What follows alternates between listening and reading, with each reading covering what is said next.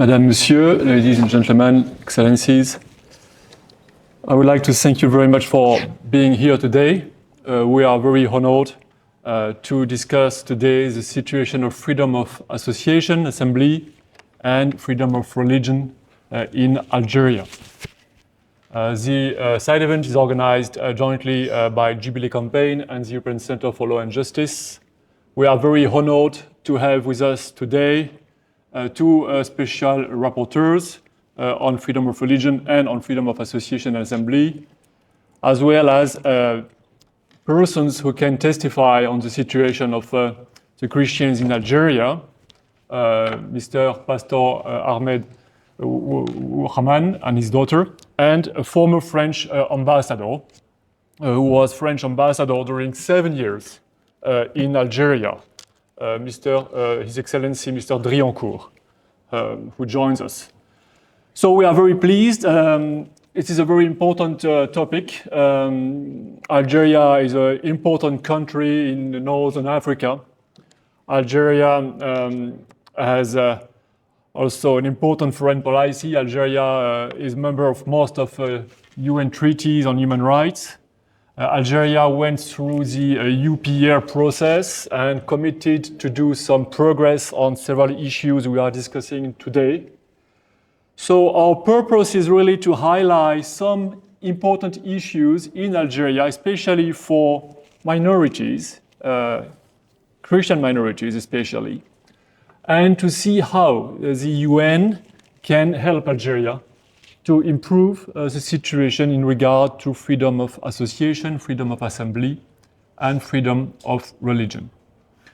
We have to say frankly that we are worried about the situation in Algeria for religious minority, non-Muslim minorities. Especially in the last 6 or 7 years, we have seen an important backlash in the protection of rights of freedom of assembly. Most of the Protestant churches in Algeria have been closed, 43 churches out of 47. It is important to understand that those churches are made of national Algerians. It is not a foreign church, it is a church composed of national Algerians who decided to become Christian. We also have seen a change in the constitution of Algeria in 2020, where the freedom of conscience has been withdrawn from the constitution. More recently, we have also seen an important NGO named Caritas. It's an NGO who is very active across the world, also very known here at the Human Rights Council. It is a Catholic NGO doing a lot of good work to support the poor across the world, and Caritas has been shut down in Algeria. So what we can say is that for Christians, even Protestants or Catholics, the situation is worsened in the country. They have to submit, I would say, to some restrictive laws on freedom of expression in the field of religion. They have to submit to some laws in the field of freedom of association that are arbitrarily imposed and applied on the recognition of churches. And now they are even restricted in their work on charities, which we can say at the end their activities are highly limited. This is why we consider that it is highly important that here the Human Rights Council is aware of the situation and can act.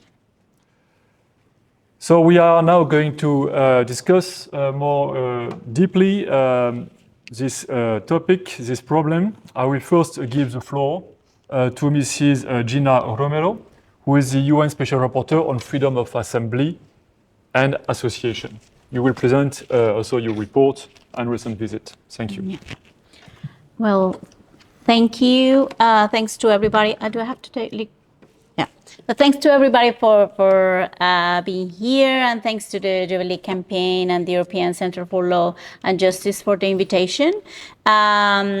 It's a pleasure to be sharing with you today, but also with Nazila, who I know for some years now, in a very interesting work that the Office of the High Commission of Human Rights Office does, a related framework that is called Faith for Rights, that I don't know if you know, but if you don't, actually just try to have a look at it, because it's a very interesting framework on how faith and rights can go hand to hand and come together.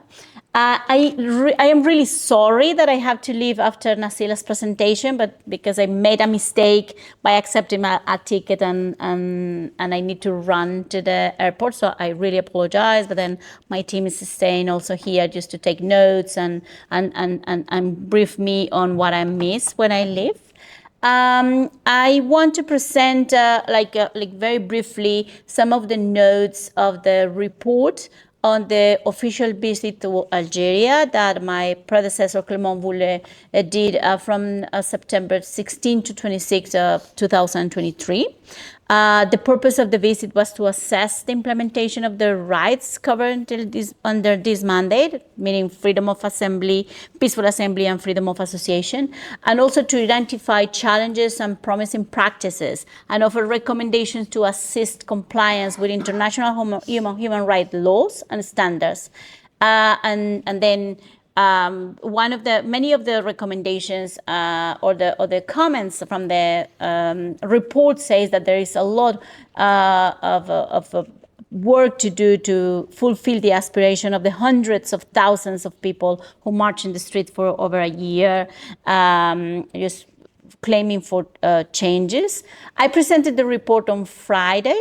The report is already public, so for anybody who wants to see it, but also to honor and just to actually claim the government for actually just dealing and complying with the recommendations.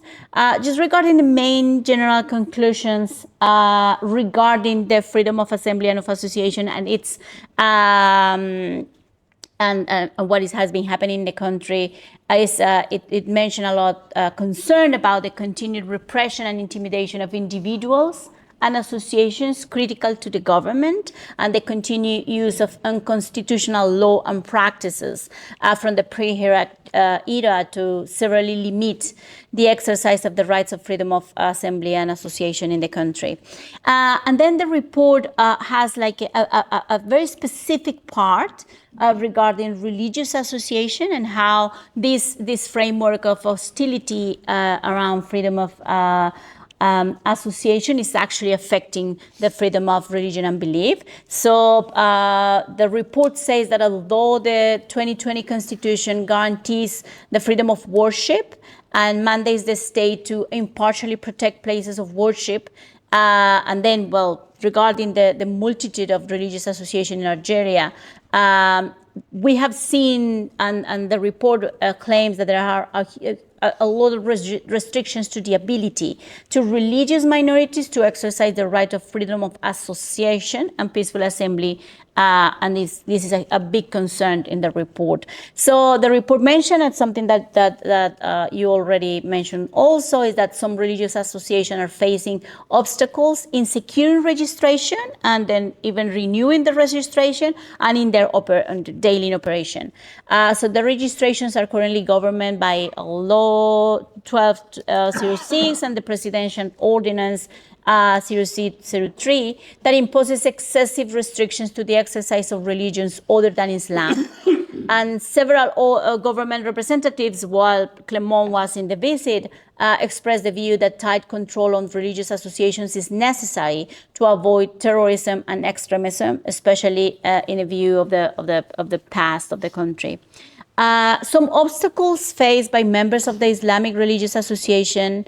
So the report presents two main cases. One, the obstacles faced by members of the Islamic Religious Association, Ahmadiyya Hamad, sorry for the poor pronunciation, and the other one, the obstacles faced by the Protestant Church of Algeria. So regarding the religious association, the first one, The request for registration has been refused without actually just disclosing which is the reasons of the refusal. Also, there have been criminal prosecution and imprisonment on charges of the members on charges such as convening or participating in an unauthorized meeting, performing religious rituals in a public place without a license, and denigrating Islam and harming the safety and unity of the country. Also, the authorities informed that as Muslims, the members of the association could attend regular mosques, but then allowing separate places of worship could cause chaos and risk of safety. This is what the government said to my predecessor. But then the report recognizes that those severe measures were born of the desire of stability and security, but are not a proportionate and legitimate restriction of the rights of freedom of assembly and association. Regarding the obstacles faced by the Protestant Church of Algeria, as it was mentioned, since 2018, 43 of its 47 churches have been closed, although the government claims that only 13 of 49 unauthorized premises and spaces have been closed following no compliance with urban planning standards and safety conditions. And then also members of the church have faced criminal charges of having convened and practiced religious rituals in non-authorized place of worships. So this like a picture that the reports mention regarding the situation in Algeria is actually also related very closely with the contents of the other report that I presented, which is the thematic report regarding the gains and the challenges of the rising of authoritarianism in the world. And then we see that this report is actually mentioning that there is this like loop or process in between the rising of authoritarianism, the increasing of the use of hostile narratives to associations and assemblies in general, and in this case in particular to religious associations related to religious minorities, and also the adoption of laws or the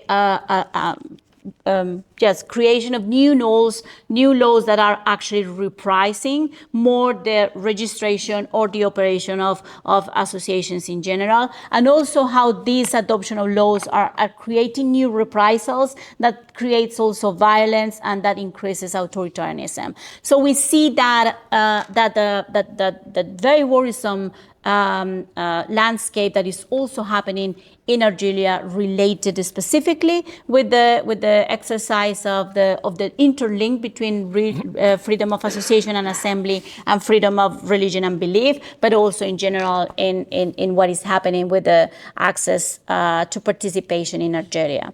So the report mentioned that it is crucial that Algeria enables all religious minorities to peacefully exercise their rights to freedom of association and of assembly, to comply with its international human rights obligation, and for the sake also of peace and stability.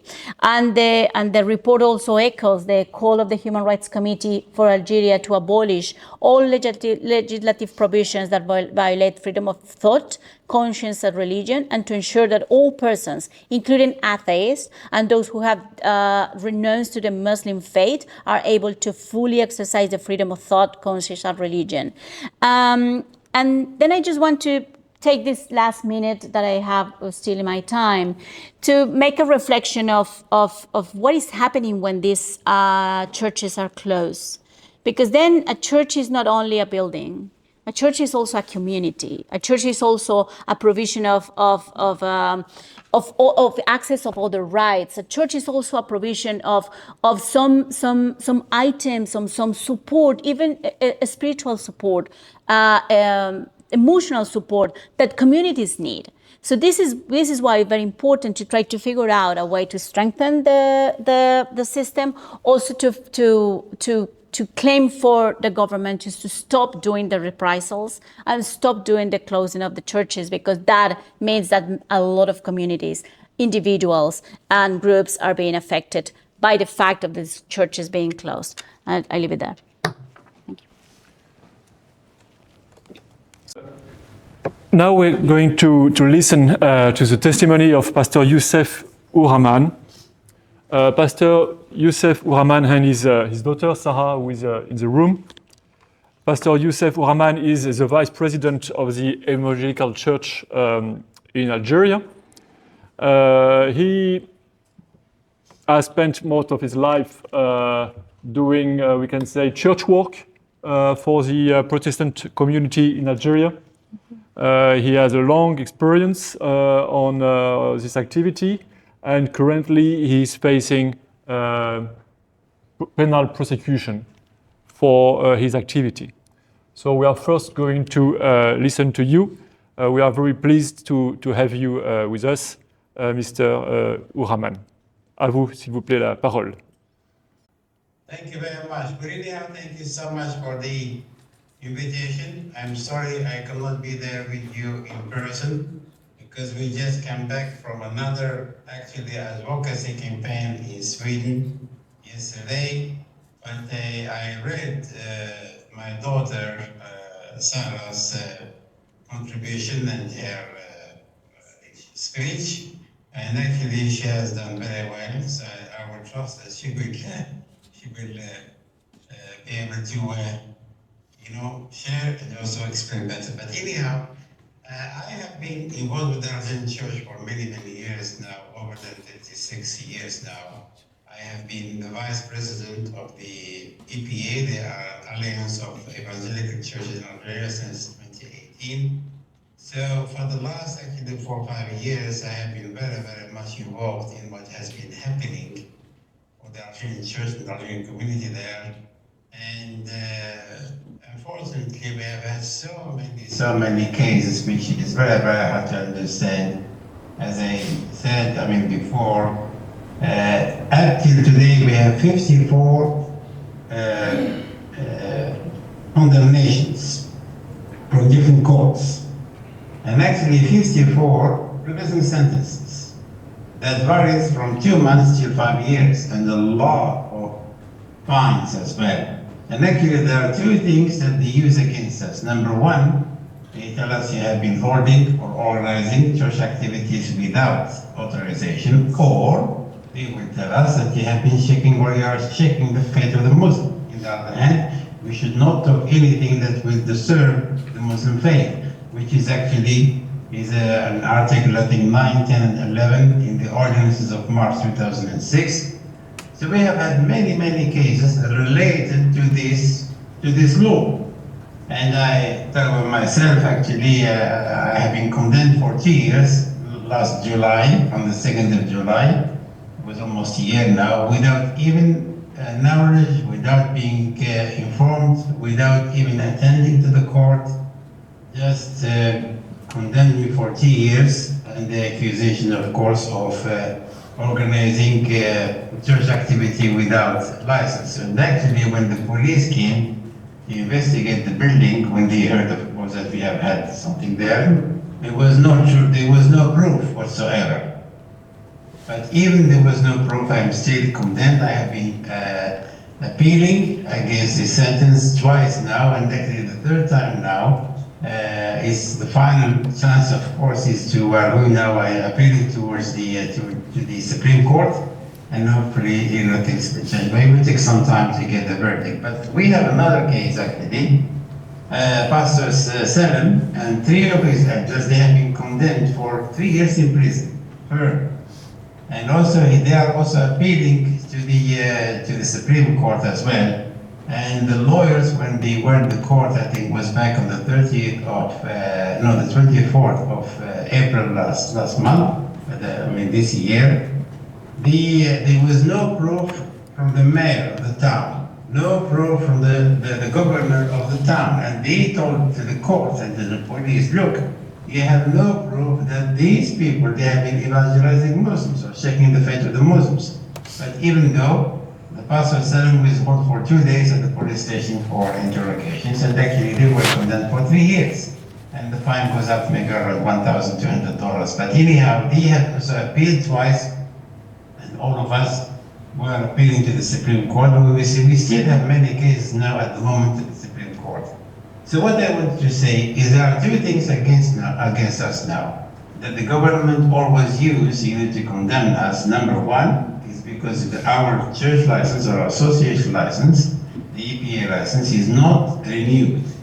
So they tell us whatever we do is not valid, is not authorized. And number two, which is also very big thing, is checking the faith of the Muslim or in Algeria, which is also in this ordinance of March 2006. And the law of condemnations is related to those two situations, to the two legislations.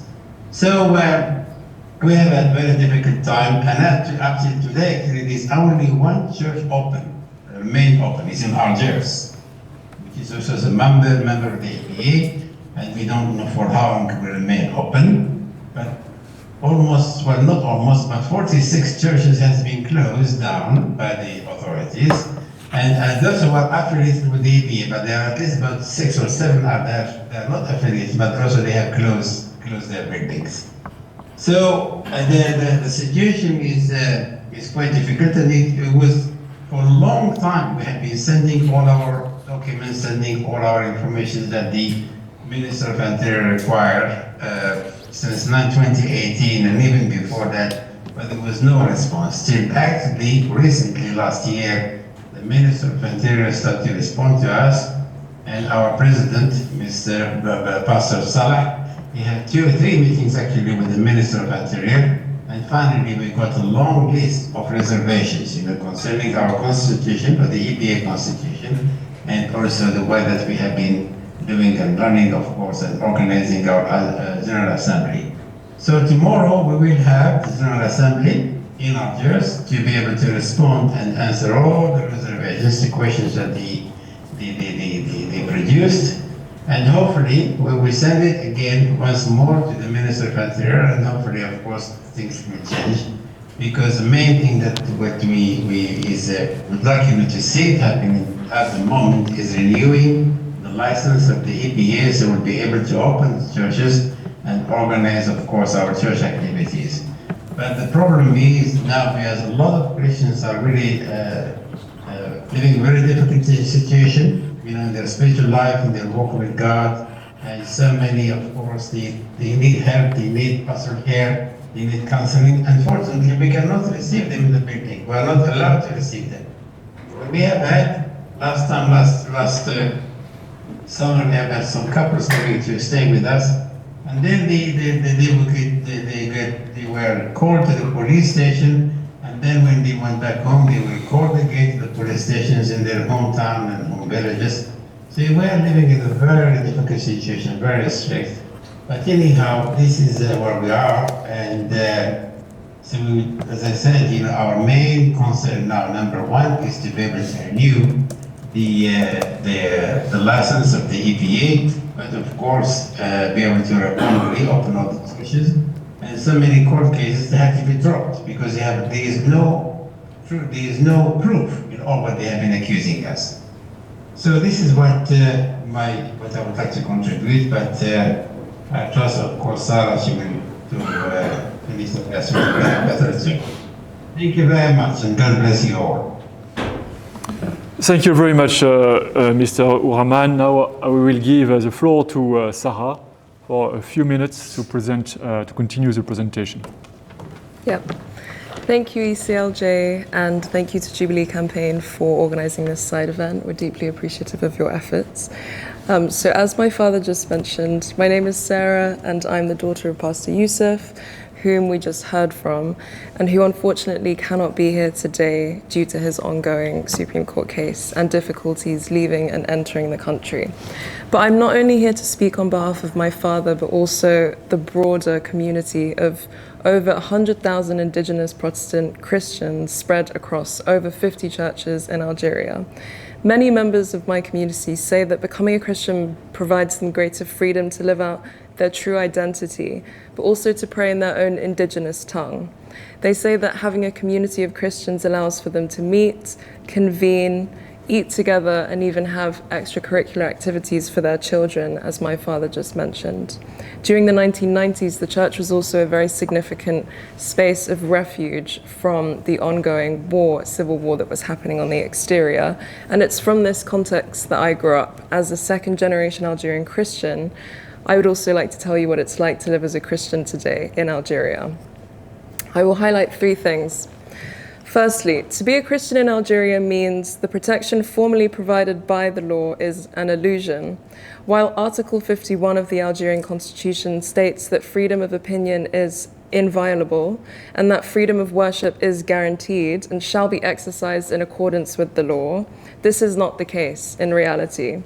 Freedom of expression, as well as freedom of assembly and peaceful demonstration, and the right to form associations are not extended to Algerian Christians. Specifically, under the 2006 ordinance by the National Commission for non-Muslim worship, we are supposed to get permits for churches, as my dad mentioned. But despite repeated attempts with the Ministry of Interior to register our places of worship, our applications are never received or confirmed as received by the office. And to date, not a single church has been granted a permit, despite one only being open. So even though it's not illegal to be a Christian in Algeria, anyone sharing about their faith cannot do so because they will be at risk of 5 years imprisonment, the maximum prison sentence, which is equivalent to possessing arms without a permit. Hence, despite the letter of the law, my community faces numerous bureaucratic and judicial measures to limit the freedoms which have or should have been formally granted to us. Secondly, to be a Christian in Algeria is also to be criminally prosecuted for crimes such as meeting in buildings or through blasphemy laws. Since January 2018, the Algerian government has been clamping down on Christian activities and restricting our religious, social, and even economic and civil liberties. To date, 46 churches have been forcibly closed by the authorities. 43 of the 47 churches within the Evangelical Protestant Association have also been closed. And to make matters worse, as mentioned by my father, fellow church members have been prosecuted on the grounds of having convened and practiced religious rituals in non-registered premises. When asked, the authorities say the decision to close these churches is simply because these buildings aren't fit for activities, but unfortunately the methods to remove Christians engaging in peaceful protests to these closures have resulted in beatings and violent treatment from police authorities in order to seal these buildings. You've already heard from the current ongoing court case with my dad, but his court case has now been escalated to the Supreme Court as the last measure, for which he has accusations of organizing church activities without a permit dating in July 2023. But after numerous appeals, twice to be specific, on the 3rd of April 2024, the Regional Court of Tizozo in Northern Kabylie reduced his charges from 2 years to 1 year in prison and maintained a $750 USD fine. We are now simply up to the whim of the Supreme Court of Algeria for when they will decide to call my father in. What's more is that my community has also been prosecuted under blasphemy laws. For instance, Hamid Soudad served 31 months in prison for simply reposting a cartoon of the Prophet Muhammad on his Facebook account. Actually, the working group on arbitrary detention at the UN later found that this court ruling was in fact arbitrary, but he was only just released several months ago. This brings me on to my third and final point, which is to be a Christian in Algeria is also to live in fear of persecution and prosecution. The Algerian government is doing all that it can, I would say, to instill a climate of fear amidst all Christians. But not just targeting them, there are also minority groups such as the Ahmadiyya Muslims, which was mentioned by Gina Romero, for example, that are also facing similar persecution. It's no wonder then that Algeria was placed on the special watch list by the US in 2021 and again in 2023. And largely due to their engagement in and tolerance of severe religious freedom violations. In 2019, Open Doors organization even labeled this persecution as a systematic campaign against Christians in Algeria. Now, what can you do, the international community, to address the situation? The UN member states and the international NGO community should put pressure on the Algerian authorities to stop this systematic campaign against Christian churches and individuals. We should urge the Algerian government to, 1, drop all prosecution of Christians for exercising their religious rights, 2, renew the license for the Evangelical Protestant Association, 3, reopen all the churches, and 4, abolish discriminatory laws such as the Ordinance of March 2006, for which the church closures have been occurring. When freedom of religion or belief and freedom of peaceful assembly and association go, so do our fundamental rights, and our rights are under attack. It's being denied, and arguably the whole Algerian society suffers. And with that, I'd like to end. Thank you very much for your time. Thank you. Thank you very much, Sarah, Ourahmane, for your presentation. We now have the honor to listen to Mrs. Nazila Ghanea, who is the well-known UN Special Rapporteur on freedom of thought and religion. She recorded a message for us, specifically on the situation in Algeria, so we can now listen to her. I give many thanks to Jubilee Campaign for inviting me to send in some short remarks from the vantage point of the mandate of the UN Special Rapporteur on freedom of religion or belief. I very much regret that I'm not in Geneva this month, and I wish you well with this panel, which is of great importance. Let me just summarize the 4 communications that this mandate has sent regarding Algeria, in the hope that these might be helpful to your deliberations. Since 2018, the mandate has sent 4 communications on Algeria, all of which were sent between 2020 and 2021. 3 concerned allegations of offense to the precepts of Islam, and 1 concerned the closure of Protestant churches.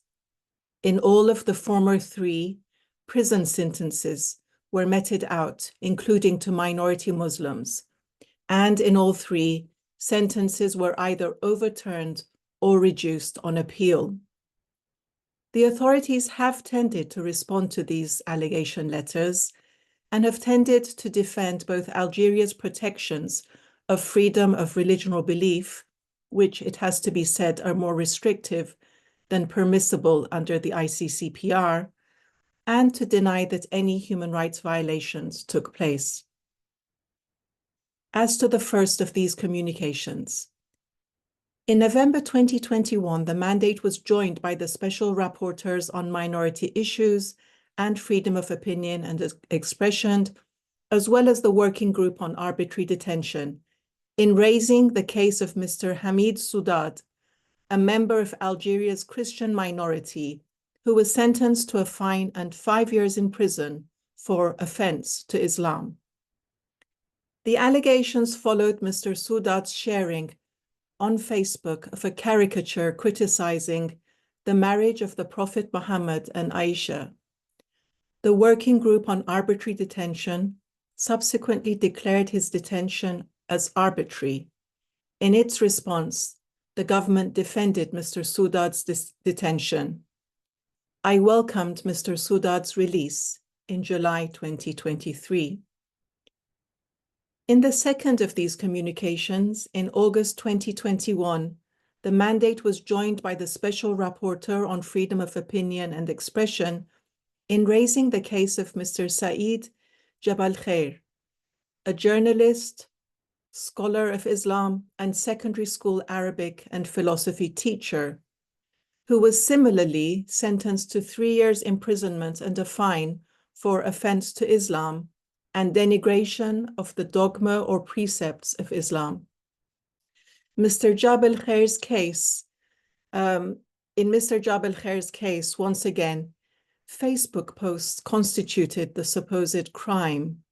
In this case, Mr. Jabal Khair had only made historical arguments about the roots of certain practices of pilgrimage and animal sacrifice, and expressed views concerning the role of the Holy Quran as a book of spiritual and religious guidance. He was the subject of death threats as a result of sharing arguments which fell within the scope of his academic expertise. In its response, the government again defended the detention. Mr. Jabal Khair was released on appeal in February 2023. In the third of these cases, in January 2020, the mandate was joined by several other mandate holders in raising the case of Mr. Yassin Mabaraki, an Amarzigh Muslim and advocate of secularism, who was sentenced on appeal to a year in prison and a fine for offending the precepts of Islam, inciting discrimination and hatred, and possession of war material. His sentencing allegedly related to items found during a search of his home, and these included Amarzigh flags, decorative firearms, a damaged old copy of the Holy Quran, and for his opinions in favor of secularism, which he shared in private meetings. Mr. Mabaraki had originally been sentenced to 10 years in prison, but his sentence was reduced on appeal.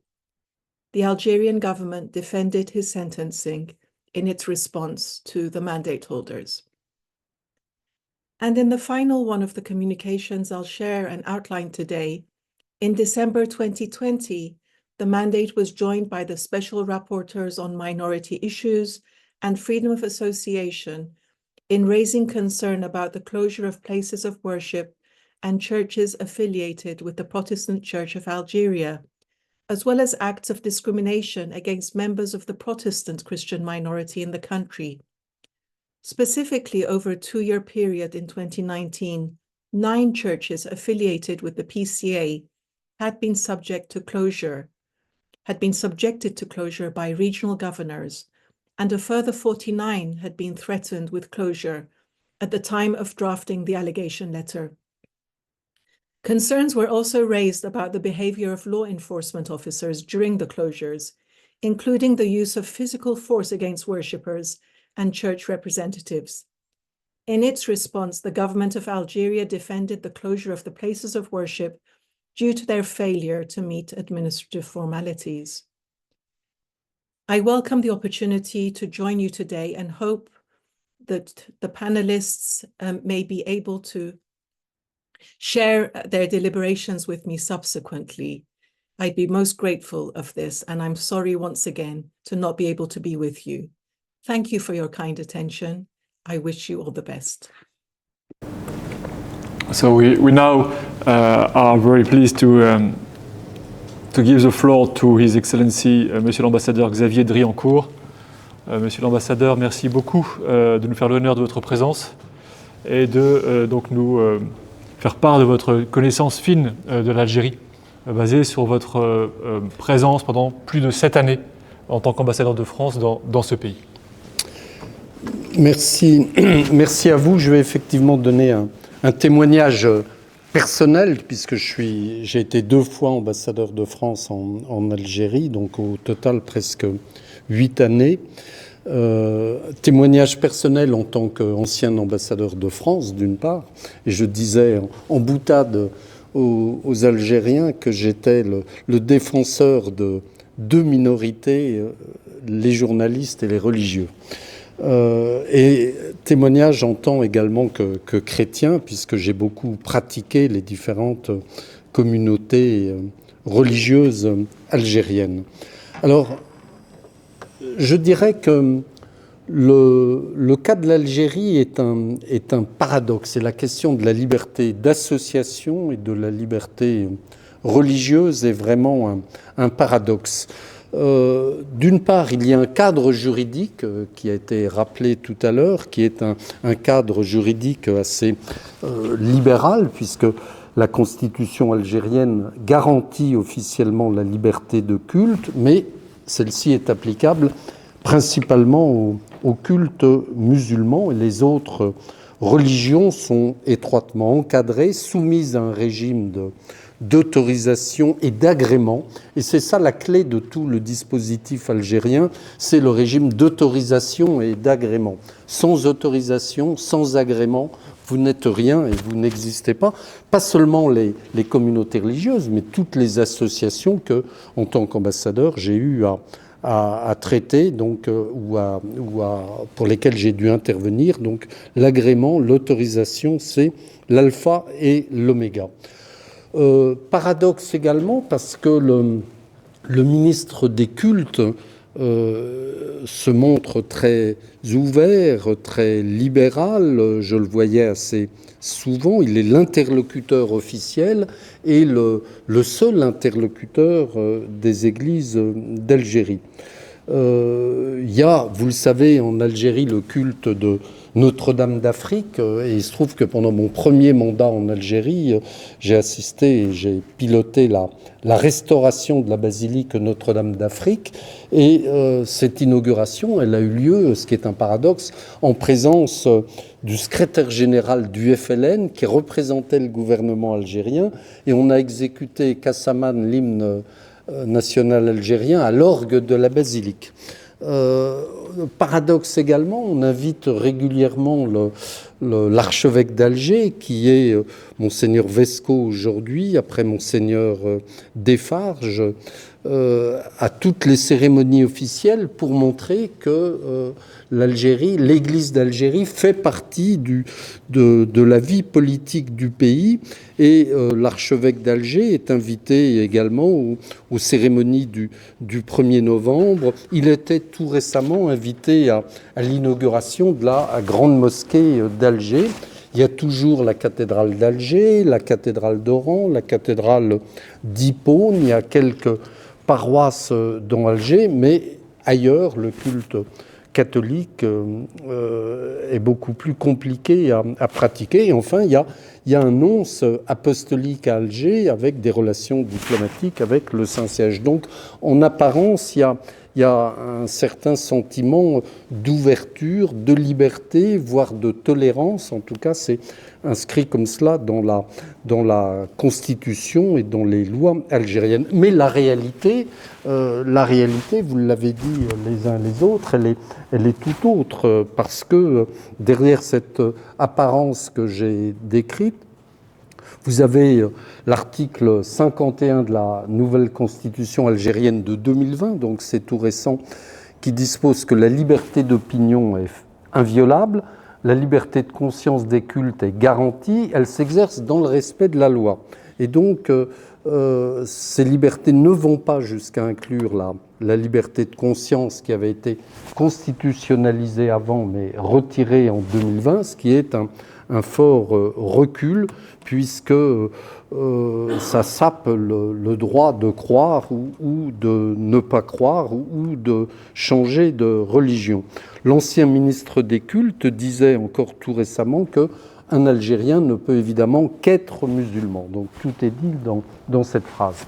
En effet, le prosélytisme est interdit et une ordonnance de février 2006 vise essentiellement à restreindre les conversions vers le catholicisme ou le protestantisme, conversions qui sont de plus en plus nombreuses depuis le début des années 2000.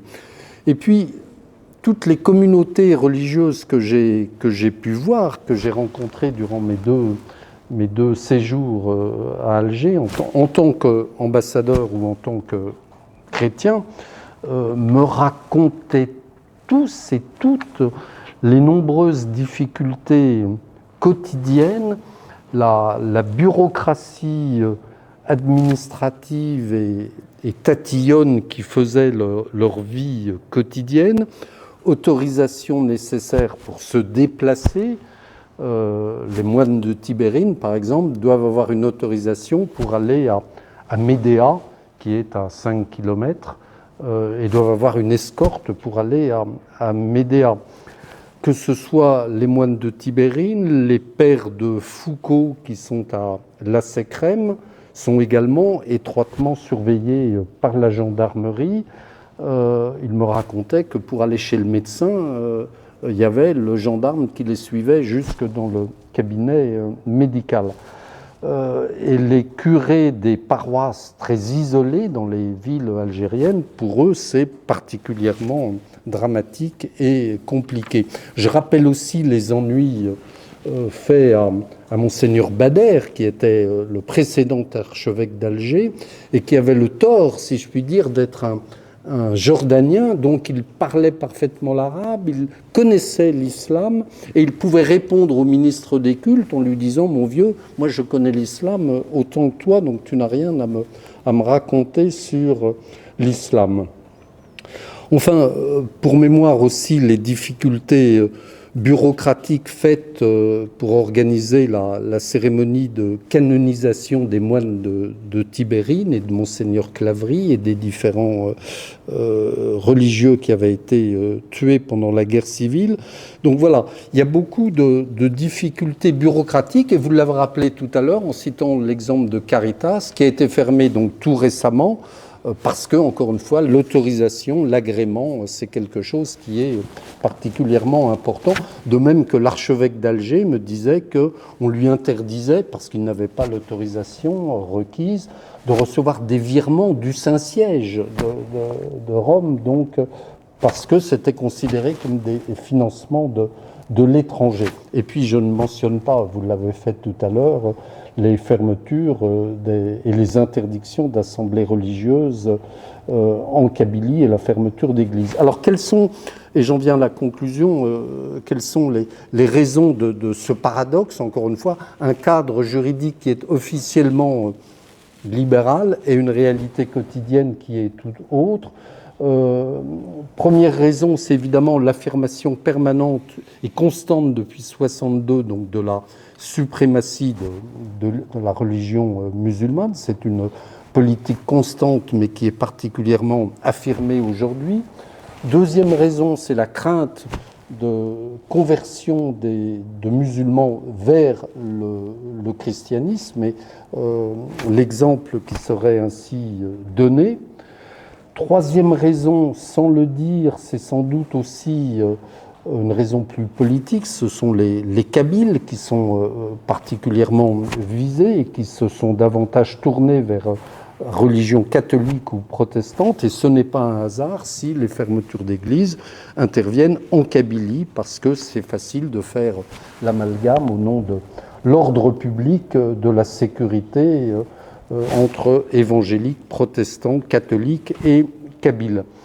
Et enfin, dernière raison peut-être, c'est aussi le rôle peut-être de l'Église catholique elle-même, qui est depuis 1962, qui est une Église algérienne, et qui est l'Église en fait qui est aux yeux des Algériens l'Église du colonisateur, l'Église de la France, et Monseigneur Duval, Monseigneur Tessier, Monseigneur Desfarges, Monseigneur Vesco ont tous pris la nationalité algérienne, et cette Église d'Algérie affirme haut et fort qu'elle ne veut pas procéder à des conversions, elle ne veut pas encourager les conversions d'Algériens vers le christianisme. Et on l'a vu donc avec la dissolution de Caritas, puisque Monseigneur Vesco a indiqué ne pas souhaiter entrer en conflit avec les autorités. Donc voilà, il y a aussi pas une responsabilité, mais un rôle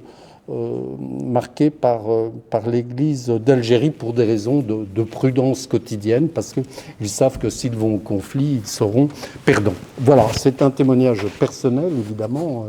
Je ne représente pas la France, mais je voulais répondre à votre invitation et vous donner ce témoignage. Merci. Merci beaucoup, Monsieur l'Ambassadeur. Nous allons maintenant passer la parole pour les propos conclusifs et les recommandations à Youssef Jansen, donc de Jubilee Campaign. La parole est à vous. Thank you very much. In the conclusion, I would like to thank you, all the distinguished speakers, for raising the issue of massive human rights violation based on freedom of assembly, association, and religious or belief in Algeria.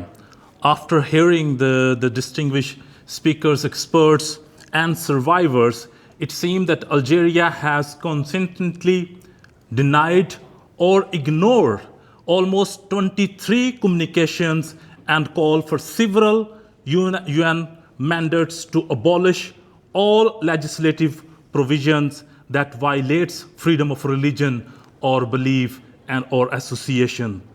And these mandates urge Algeria to ensure that all persons, including atheists and those who have renounced the Muslim faith, are fully able to exercise their freedom of thought, conscience, and religion. It is the time for Algeria to uphold its commitment as a member of two critical UN bodies, the UN Human Rights Council and the member of security, as Algeria has become the member of two bodies of the UN Council of UN mechanism, has the more responsibility to uphold its commitment to deliver the rights to their citizens. Algeria needs to recognize its violation as first step, and its second step, work to repeal all amendment laws, all laws that violate of freedom of religion and assemblies. It's time for all stakeholders, as we have been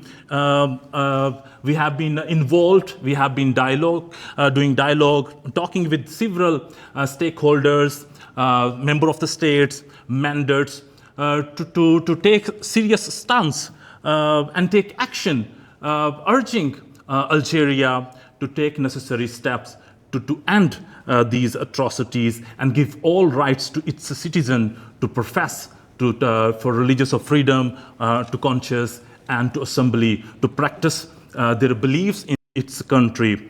And also, they have already encouraged, and today we also urge the member of states and all stakeholders, UN bodies, must encourage Algeria to uphold and listen to these recommendations that has been sent by the survivors and by the speakers, saying that dropping all charges against the Youssef Ourahmane, who has been convicted for 1 year to prisons, drop all charges against him and give him right to freely to practice his belief, and also to other non-Muslims who are having religion or not having religion to practice their religion.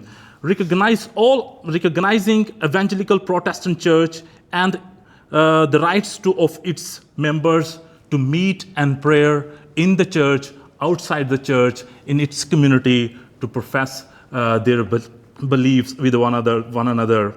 Also revising its legal provisions used to limit the freedom of assembly and association of Christians and other non-Muslim, specifically Article 160 and 144 bis 2, and in Penal Code, Article 11, 1 and 2 of Ordinance 603. We also call of Algerian government to allow Caritas, which simply, help poor, simply promote justice, bring help poor and bring justice and harmony in the society, being as a Catholic organization and mission in Algeria, allow them to work freely, as Algeria has shut down their offices or their work in Algeria. So we urge Algerian government, for God's sake, have mercy and let these people free work to help poor.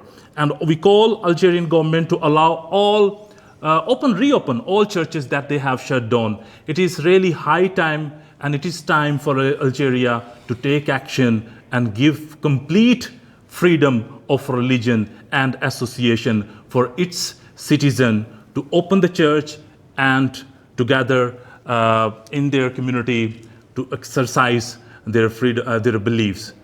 I hope the voice has been heard, and I hope Algeria will take necessary action. I hope the stakeholders will do everything in their power to call Algerian government to take necessary action. Thank you very much. So thank you very much. Time is now finished for this side event. I would like again to thank you very much for being here, coming, and sharing with you the situation of Algerians, Christians especially, and more broadly freedom of association and freedom of religion. We will publish a summary of what has been said today on our websites. You can see the European Centre for Law and Justice website and Jubilee Campaign.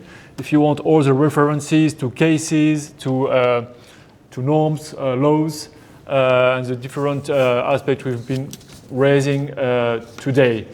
We will also do the follow-up with the special procedures and the UPR on Algeria. So we would be very pleased to share with the delegations that are interested on this matter all information and to see how we can proceed together to keep this issue on the agenda. Thank you very much.